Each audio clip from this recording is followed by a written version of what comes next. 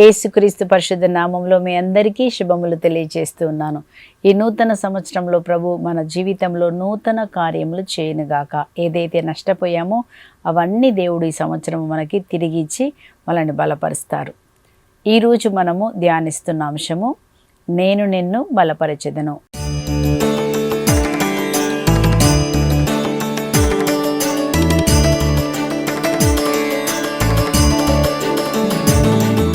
ప్రభు ఈరోజు ప్రతి ఒక్కరితో మాట్లాడుతున్న మాట ఏమంటున్నారంటే, నేను నిన్ను బలపరుతును. యెషయా గ్రంథం 41:10 ఈ విధంగా మనం చదువుతున్నాము. ప్రభు అంటున్నాడు, నీవు భయపడకుము, నేను నీకు తోడయుందును, నీవు వెరవకుము, నేను నీకు దేవుడను. చూసారని ఎంత చక్కగా చెప్తున్నారు. నువ్వు భయపడకుము. మనం చాలా రకరకాలైన భయాన్ని కలిగి ఉంటాం కదండి. ప్రతి నిమిషము మన జీవితాన్ని గురించి భయము, రోగం వస్తే భయము, అప్పు సమస్య ఉంటే భయం, ఉద్యోగం పోతే భయము, పిల్లలు చదవకపోతే భయం, వాళ్ళు స్కూల్కి పోకపోతే భయం, పిల్లలకు ఉద్యోగం రాకపోతే భయం, పెళ్ళిళ్ళు అన్ని భయాలే కదండి. కాబట్టి రోజు భయముతో వణుకుతో నిలబడుతున్న మనకి దేవుడు ఏమంటున్నారు, ప్రతిరోజు చెప్తారంట, నీవు భయపడకుము, నేను నీకు తోడైందును, నీవు వెరవకుము, నేను నీకు దేవుడను. ఇంకేం చేస్తారంట, నీకు నేను బలమునొసగి నిన్ను ఆదుకొందును. ఈరోజు అది ధ్యానిస్తున్నామండి. దేవుడంట మనకి బలమునొసగి మనల్ని ఆదుకుంటారు. మనం ఎప్పుడైతే భయంతో ఉంటామో కదా, ఎప్పుడు భయముతో ఉండి మన చేత కాదు, ముందుకు వెళ్ళలేకపోతాము. ఎందుకు అంటే అనేక సార్లు మన జీవితంలో ఓటమి చూసినప్పుడు మనం ముందుకు వెళ్ళలేము. ఇంకా నేను పోను ప్రభా అని ఏం చేస్తారు, ఇంట్లోనే ఉండిపోతారు. ఉద్యోగానికి వెళ్ళాం ప్రభా అని చెప్తారు. లేకపోతే నేను ప్రార్థనకు వెళ్ళాను, నేను ప్రార్థనే చేయను. ఇలాగ మనకి రకరకాలుగా మనం చూసినప్పుడు మనకి మన భయం వల్ల, మనకి జరిగిన సంఘటన వల్ల కృంగిపోయి మనం ఏం చెప్తామంటే, నేను ఇంకెక్కడికి వెళ్ళను, నేనేం చెయ్యను అని చెప్పిన సమయంలో దేవుడు ఏం చేస్తారంట, ఆ దేవుడు అంటున్నారు, నేను నిన్ను బలపరుతును, నేను నీకు బలమునొసగి నిన్ను ఆదుకుంటాను, నీతి అనే నా కుడి హస్తముతో నేను నిన్ను కాపాడుతాను. ప్రభు ఏం చేస్తారంటండి, నేను బలమునొసగుతాను, నీకు బలమునొసగి నిన్ను ఆదుకుంటారంట. దేవుడు నీకు బలమునొసగి, ఎక్కడైతే బలహీనంగా పడిపోయినావో, లేవలేకపోతున్నావో, వేదనతో ఉన్నావో, బాధతో ఉన్నావో, దేవుడు ఏం చేస్తారంటే అక్కడ మనకి ఆయన బలమునొసగుతారు. మనకి దేవుడు ఎవరంటే, ఆయన నీకు బలమునొసగే దేవుడు, పడిపోయిన వారిని లేపే దేవుడు అంట. అదే మనం చదువుతామండి. యెషయా గ్రంథం 35:3 కూడా ఏమని చదువుతున్నామంటే, ఆయన దుర్బలులకు బలహీనులకు బలమునిచ్చువాడు కనుక మీరు భయపడకండి, మీ యొక్క వణుకుతున్న మోకాళ్ళను ధైర్యంగా నిలబెట్టండి. ఎందుకు, దేవుడు మన తరపున మనకి జయముని ఇవ్వబోతున్నారు. దేవుడు నిన్ను స్వస్థపరచబోతున్నారు. దేవుడు నిన్ను ఆదుకుంటాడు. ఎక్కడ కృంగిపోయావో దేవుడు అక్కడ ఏం చేస్తారంటండి, తన సన్నిధిని పంపిస్తారంట. ఎక్కడ మనం బంధకాలలో ఉన్నామో ఆయన విడుదలను ఆయన పంపిస్తారు. నేను నిన్ను ఆదుకుంటాను. భయపడుతున్నావా ఈరోజు? ఒకవేళ ఏం చేయాలో తెలియక వేదన, బాధ, దుఃఖం, అసలు ఏం చేయాలో కూడా తెలియని పరిస్థితుల్లో నువ్వు అలసిపోయినా, కృంగిపోయినా, వేదనతో ఉన్నా ప్రభు ఏం చేస్తారంటండి, ఆయన వదిలిపెట్టాడు. ఆయన ఏం చేస్తారు, తప్పకుండా ఆయన మనల్ని ఆదుకుంటారు. పరిశుద్ధ గ్రంథం నుంచి మనం ఒక సంఘటన చూద్దాము. ఎవరెవరు ఆ విధంగా కృంగిపోయి, బాధపడి, వేదన పడి, ఇంకా ప్రభా నేను ముందుకు వెళ్ళలేను ప్రభా, నా వల్ల కాదు ప్రభా అని బలహీన స్థితిలో ఉన్న వారికి దేవుడు అంటున్నాడు, నేను నిన్ను బలపరిచి నేను నీకు బలమునొసగి మళ్ళీ నువ్వు ముందుకు వెళ్ళేలాగా, ఎక్కడ భయపడి దాగి ఉన్నావో ఆ స్థలంలో దేవుడు మనకి జయాన్ని ఇస్తారని మనం చూస్తున్నామండి. పరిశుద్ధ గ్రంథం నుంచి మనం ఒక సంఘటన మనం చూద్దాము. ఏ విధంగా పెరిగితనంతో ఉన్నటువంటి వ్యక్తిని దేవుడు బలపరిచాడు. మనం న్యాయాధిపతుల గ్రంథం 6వ అధ్యాయానికి వెళ్ళినప్పుడు అక్కడ మనము గిద్యోన్ని మనం చూస్తున్నామండి. దేవుడు గిద్యోను అనేటువంటి వ్యక్తిని ఏ విధంగా ఆయన భయపడి దాగుకొని ఉన్నాడు. ఏంటి ప్రభా మా పరిస్థితిని, కృంగిపోయిన స్థితిలో ఉన్న అతన్ని దేవుడు ఎలా బలపరుస్తున్నారు మనం చూద్దామండి. ముందుగా మనం ఏం చూస్తున్నామంటే న్యాయాధిపతులు 6వ అధ్యాయంలో అక్కడ మనము గిద్యోనికి దేవుడు ఎలా బలపరుస్తున్నారో చూస్తున్నాం. అయితే ఈ ముందుగా అక్కడ ఉన్నటువంటి ఇజ్రాయేలీల పరిస్థితి చూద్దాం. గిద్యోను కూడా ఇజ్రాయేలీయుడు కదా. ఎందుకు వాళ్ళు భయంతో ఉన్నారు, ఎందుకు వాళ్ళు కృంగుతో ఉన్నారు, ఏం జరిగింది అక్కడ రాయబడి ఉందండి. న్యాయాధిపతులు 6వ అధ్యాయం 1వ వచనంలో మనం ఏం చూస్తున్నామంటే, ఇజ్రాయేలీలు మరలా దుష్కార్యములు చేసి యావేకు కోపము రప్పించిరి. అందుచే యావే వారిని 7 ఏండ్లు మిద్యానీల వశము చేశాను. చూసారండి, పాపం చేసినప్పుడు దేవుడు ఎవరి చేతికి అప్పచెప్తారంట? శత్రువుల చేతికి అప్పచెప్పేస్తాడు. మరలా పాపం అంటే చాలాసార్లు దేవుడు మనల్ని క్షమిస్తూ ఉంటారు. మళ్ళీ పాపం చేస్తాం. ఏం చేస్తాము? దేవుడు ఏం చేస్తారంటే శత్రువులకు ఎందుకు అప్పచెప్తారంటే మనం బుద్ధి తెచ్చుకొని ఆ పనులు మళ్ళీ చేయకుండా ఉండాలని. ఎందుకు? మళ్ళీ మనం చేస్తే మన ఆత్మను కోల్పోయి పరలోకానికి వెళ్ళం మనము. ముఖ్యమైనటువంటిది ఏంటంటే దేవుని ఉద్దేశం ఏంటంటే మనం అందరము పరలోకంలో దేవునితో ఉండాలి. దాని కొరకు మనం పరిశుద్ధంగా ఉండాలి. దాని కొరకు పరిశుద్ధంగా లేని వారు ఎవరు? ఆయన పరిశుద్ధుడు కనుక ఆయన దగ్గరికి మనం వెళ్ళలేము కనుక ఏం చేయాలి? పరిశుద్ధంగా ఉండాలి. కాబట్టి మనకి బుద్ధి రావడానికి, మారు మనసు కలగడానికి దేవుడు ఏం చేస్తారు? శత్రువుల చేతికి అప్పచెప్పేస్తారు. అంతేకాని దేవుడు ఏదో నిన్ను నన్ను శిక్షిస్తున్నారని మాత్రం అనుకోవద్దండి. ఇది మన మంచికే అనుకోవాలంట కదా.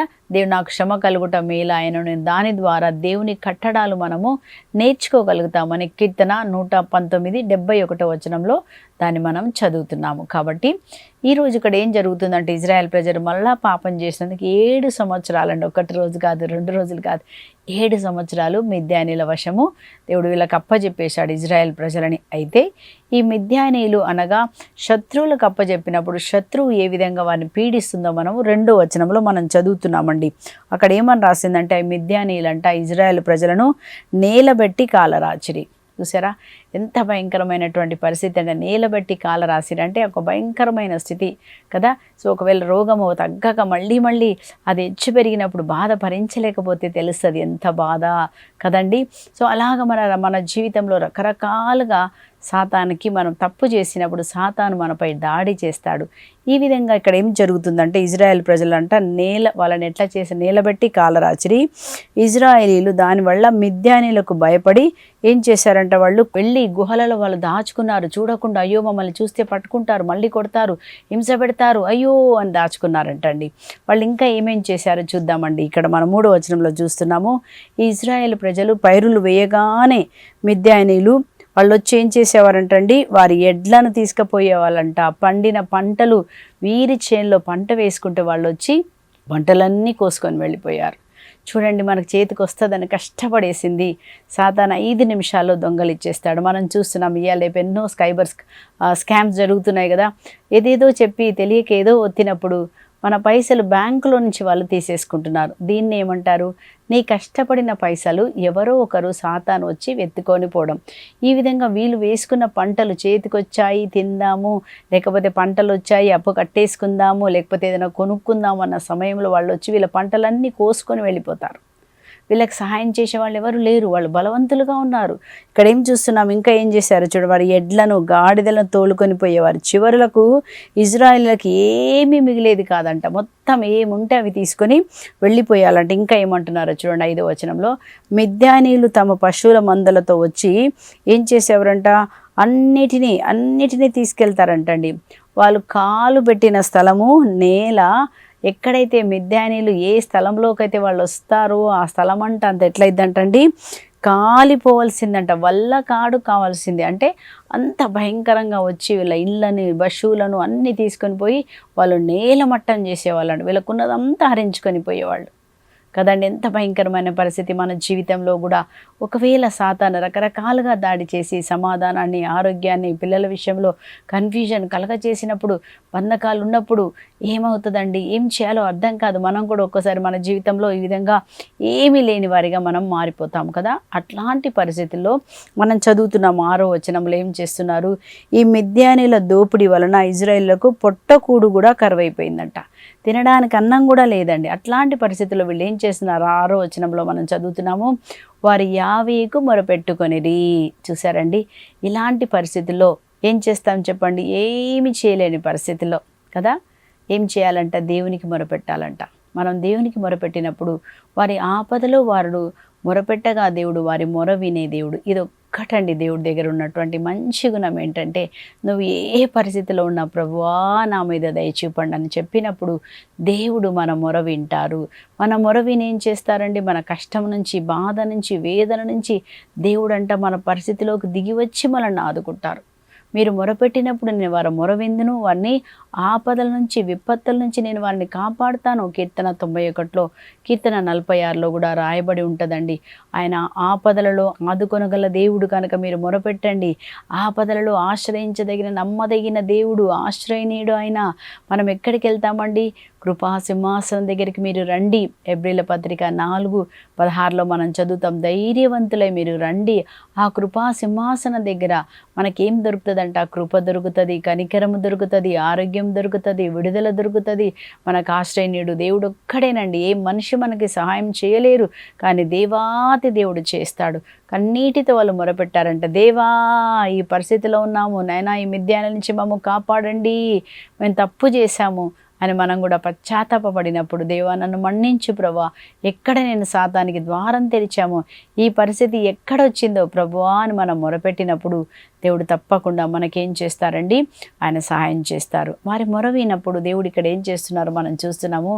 దేవుడు వారి మొరవిని ఇప్పుడు వాళ్ళలో నుంచి ఒకరిని ఎన్నుకోవాలి. దేవుడు ఎన్నుకొని ఆ మిద్యానీలను జయించడానికి దేవుడు వాళ్ళలో ఒక మనిషిని ధైర్యంగా అభిషేకంతో నింపబడి లేపాలి. ఇజ్రాయెల్ ప్రజలందరినీ విడిపించుటకు దేవుడికి ఒక వ్యక్తి కావాలి. ఆ వ్యక్తి దేవుడు గిద్యోన్ని వెన్నుకుంటున్నారు. గిద్యోని దగ్గరికి ఏం చేస్తున్నారంటే, గిద్యోని ఎలా ఉన్నాడంటండి, గిద్యోను కూడా భయముతో మిద్యానీల కంటబడకుండుటకై ద్రాక్ష పండ్లను తొక్కించు ఘాటిలోనే గోధుమలను దుల్లగొట్టుచున్నాడు. ద్రాక్ష పళ్ళు తొక్కించేటువంటి ఆ గానుగలో ఈయన ఏం చేస్తున్నాడు? గోధుమలు కూడా అక్కడే పోసాడు. ఎందుకు? భయం. అక్కడికి వెళ్తే, గోధుమలకు వెళ్తే మళ్ళీ వాళ్ళు చూస్తారేమో, చూస్తే గోధుమలు ఎత్తుకపోతారేమో. కాబట్టి ఏం చేస్తున్నాడు? భయముతో, మిద్యానీలు అంటే భయముతో దాచుకొని ఏం చేశాడంటే, దాచుకొని అక్కడ ఉన్నారు. ఆ భయముతో దాచుకొని ఉన్న దగ్గర దేవదూత ఏమంటున్నారో చూడండి. 12వ వచనంలో మనం చూస్తున్నాము. దేవదూత తనకి ప్రత్యక్షమై, శూరాగ్ని యావే నీకు తోడైనాడు, బలశూరుడా దేవుడు నీకు తోడైనాడు. ఈరోజు మనం కూడా భయపడినట్టుగా ఉన్నామేమో, ఏడుస్తూ ఉన్నావేమో, దుఃఖపడుతూ ఉన్నావేమో, జీవా నా జీవితంలో ఏం జరగట్లేదయ్యా, అన్నిట్లలో నేను ఫెయిల్ అయిపోయాను, భయముతో ఉన్నావేమో, నా జీవితం ఏమవుతుంది, నా పిల్లల జీవితం ఏమవుతుంది, ఎలా వీళ్ళకి స్వస్థత కలుగుతుంది, ఎలా వీళ్ళ బుద్ధి మారుతుంది, ఎప్పుడు ప్రభా అని మనం కూడా ఏడుస్తున్నామేమో. ఆ పరిస్థితిలో దేవుడు నిన్ను నన్ను చూసి భయపడి ఇంటిలోనే దాచుకొని, ఉద్యోగానికి కూడా వెళ్లకుండా, బిజినెస్ కూడా మానేసి ఇంట్లో కూర్చున్న నీతో, నాతో, పిరికి తనముతో ఉన్న వారితో దేవుడు చెప్తున్న మాట ఏమంటున్నాడంటే, శూరాగ్ని ఏమంటున్నాడండి, యావే నీకు తోడైనాడు, యావే నిన్ను బలపరుస్తాడు, భయపడకు, నేను నిన్ను బలపరిచేదను. దేవుడు మనకి కృంగిన పరిస్థితిలో దేవుడు నీకు బలమునిచ్చి నీకు ముందు పంపిస్తాడు. ఆయన శక్తితో మనల్ని ఆదుకుంటాడు. ప్రభు అన్నాడు, నా శక్తితో నిన్ను ఆదుకుంటాను, నేను నీకు బలమునిస్తాను, నేను నా కృపనిస్తాను. మన శక్తి కాదంటండి కదా.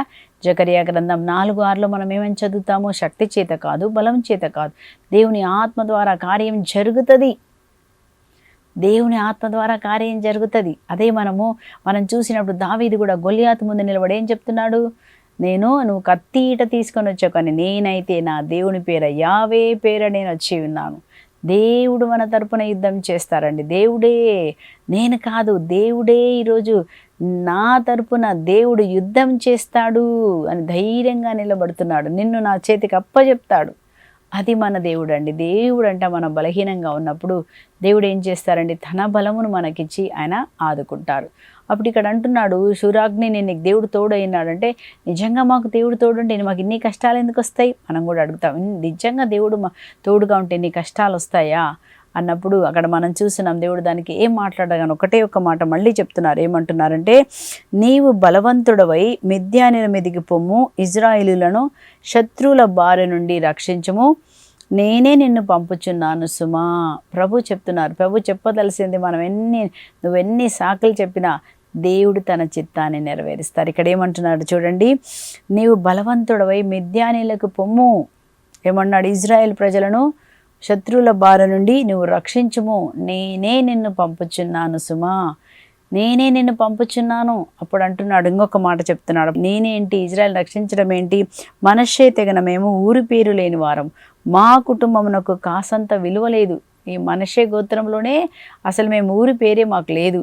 ఈ గోత్రంలో మమ్మల్ని ఎవ్వళ్ళు పట్టించుకోరు, తీసివేసిన వారము. ఇంకొకటి ఏమంటున్నాడంటే, అంతేకాదు నా కుటుంబంలో నాకైతే ఇంత కూడా విలువ లేదు, అందరూ నేను పనికిరాని వాళ్ళు అంటున్నాడు. నిజమే ప్రభా, పనికిరాని వాడిగా ఉన్నాను, నిజమే ప్రభా, ఉద్యోగం చేయలేకపోతున్నాను, వ్యాపారం చేయలేకపోతున్నాను, ఎక్కడా సరిగా లేను ప్రభా అని మన జీవితంలో కూడా మనం అంటున్నామేమో. కానీ దేవుడు నిన్ను అలా చూడట్లేదు. దేవుడు ఎలా చూస్తున్నాడు? నువ్వు బలము కలిగిన వాడిగా నిన్ను చూస్తున్నాడు, నువ్వు పనికి వచ్చే పాత్రగా దేవుడు చూస్తున్నారు. ఎందుకు? సృష్టికర్త ఆయన నిన్ను పనికి వచ్చే పాత్రగా చేయడానికి తన పరిశుద్ధాత్మను మనలోకి పంపి ఆ బలమును ఆయన మనకిస్తారు. ఇది దేవుడు చేసే కార్యం. మనం ఎప్పుడైతే మొరపెడతామో, దేవా నేనేం పని చేయలేకపోతున్నాను, ముందుకు వెళ్ళిపోతున్నాను, నా శక్తి నాకు సరిపోవటం ప్రభా, నీ కృప నాకు కావాలయ్యా, నీ దయ నాకు కావాలయ్యా. ప్రతిరోజు నేను కూడా అడుగుతానండి, నా వల్ల కాదు ప్రభా, నేను వాక్యం చెప్పలేను ప్రభా, దేవా నా వల్ల కాదు ప్రభా అని మనం కూడా దేవుడి దగ్గర అడిగి, దేవా మరి నువ్వు చేస్తా అన్నావు కదా ప్రభా, నువ్వు తోడుగా ఉంటానని చెప్పినావు కదా ప్రభా. ఏమన్నారు ప్రభు? నువ్వు ఇంకా బోధించుము. నాకు ఒక వాగ్దానం ఇచ్చారు అపోస్తల కార్యం 18:10 ప్రభు ఏమిచ్చారంటే, నువ్వు వాక్యం బోధించుము, ఆపకము, నేను నీకు తోడై ఉంటాను, నీకెవ్వరూ హాని చేయరు. దేవుని వాగ్దానం అండి. దేవుడు పలికిన మాట తప్పకుండా ఆయన నెరవేరుస్తారు. కృంగిపోయిన వారిని ఆయన లేపుతాడు, బలపరచడానికి ఆయన మన మధ్యలోకి వస్తారు. ఇక్కడ మనం చూస్తున్నాం ఏం జరుగుతుంది.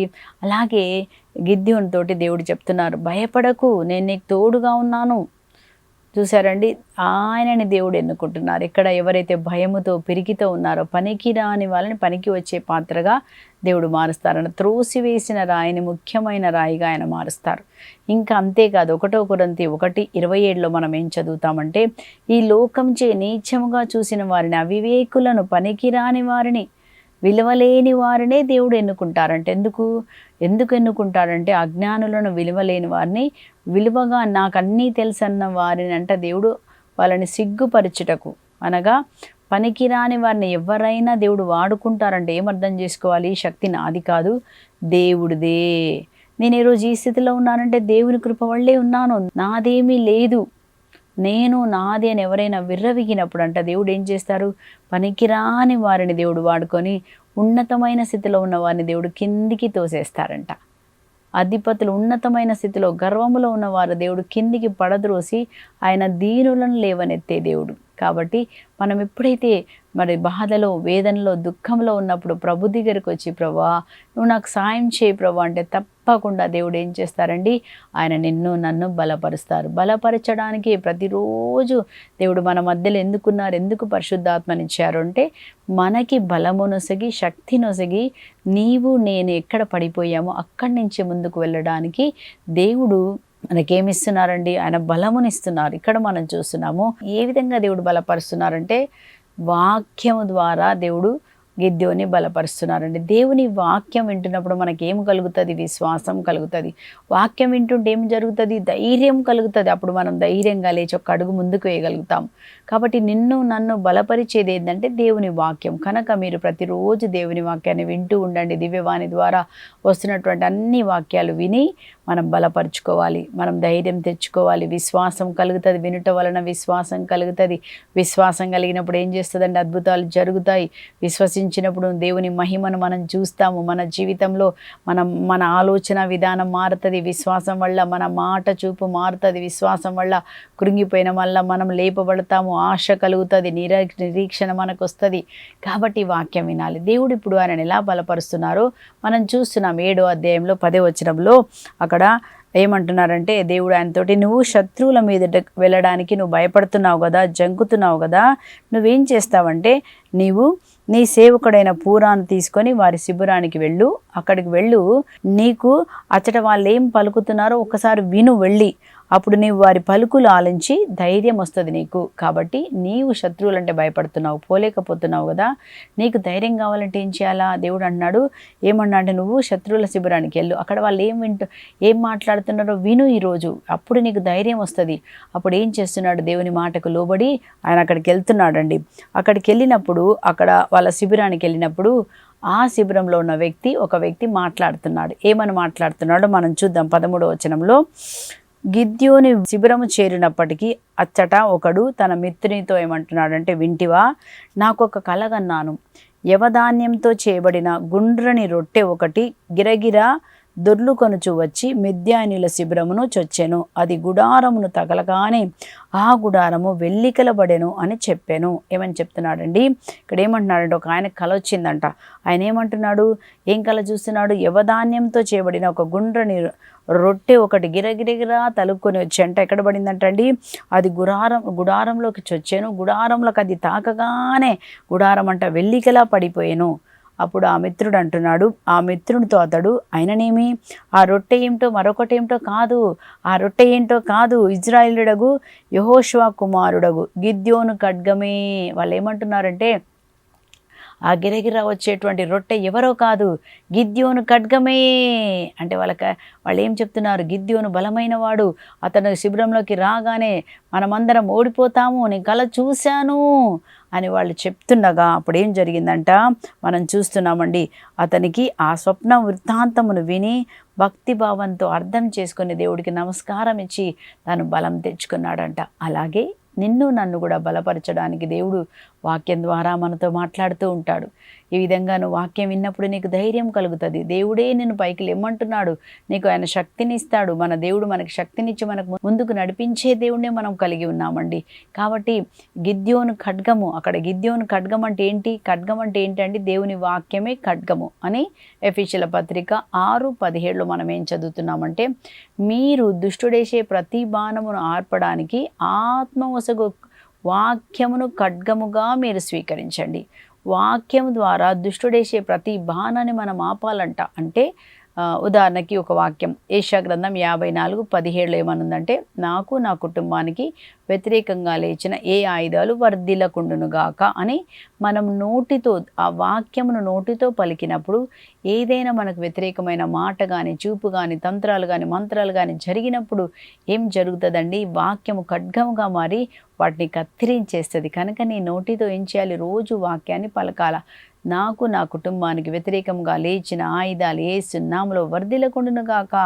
అలాగే ఏం చెప్పాలి? కీర్తన 91లో కూడా మనం చదువుతాం కదా, 7వ వచనం నుంచి, నీ దాపున 1000 మంది కుడి పక్కన 10,000 మంది పడినా నీకే అపాయము కలగదు, నీ కన్నులతో దుష్టులను శిక్షణ అనుభవించడం చూదు, నువ్వు ప్రభు నీకు ఆశ్రయముగా సదనముగా చేసుకుంటేవి కనుక నీకెట్టి కీడును సంభవించదు. నీ దాపున 1000 మంది కుడి పక్కన 10,000 మంది పడినా నాకు ఏ అపాయము రాదు అని వాక్యం అనే ఖడ్గము, అదంట గిద్యోను ఖడ్గం. ఈరోజు ఆ ఖడ్గము మనం చెప్పినప్పుడు ఏమంట? అది లూసీ ఖడ్గం అని చెప్పాలి.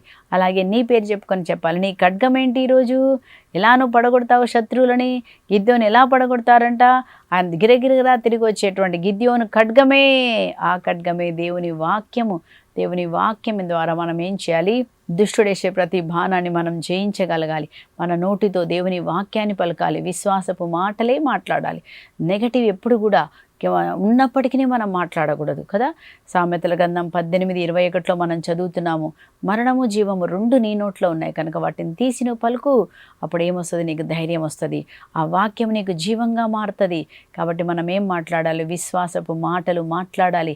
మనం జయించే వారిగా ప్రభు అంటున్నాడు, సాతాను శక్తులను ఆల్రెడీ యేసు ప్రభు జయించారు. ప్రతిరోజు మనం మన మాట ద్వారా మనం ఏం చేయాలి? మన పరిస్థితులను మనం కాపాడుకుంటూ జయించాలి. విశ్వాసం ద్వారా జయించినప్పుడు దేవుని యొక్క ప్రతి పరిస్థితిలో మనము బలపడతాం. ప్రతి పరిస్థితిలో మనం శత్రువులను ఎదుర్కొనగలుగుతాం. కాబట్టి వాక్యాన్ని దేవుడు మనకిచ్చారు. వాక్యం అనే ఖడ్గం ద్వారా మీరు శత్రువులను జయించండి. అలాగే యేసు రక్తం ఉంది. ప్రతిరోజు యేసు రక్తాన్ని మన మీద, మన పిల్లల మీద మనం చిలకరించుకోవాలి. ఇంకా ఎలా దేవుడు మనల్ని బలపరుస్తారండి? బలహీనంగా ఉన్నప్పుడు, పడిపోయిన స్థితిలో ఉన్నప్పుడు ఎలా బలపరుస్తారు? పరిశుద్ధాత్మ ద్వారా ఆయన మనల్ని బలపరుస్తారు కదా. మనం చదువుతున్నాము అపోస్తలుల కార్యం 1:8లో ఏం చదువుతామండి? పరిశుద్ధాత్మ మీపైకి వచ్చినప్పుడు మీరు శక్తిని పొందుకుంటారు కదా.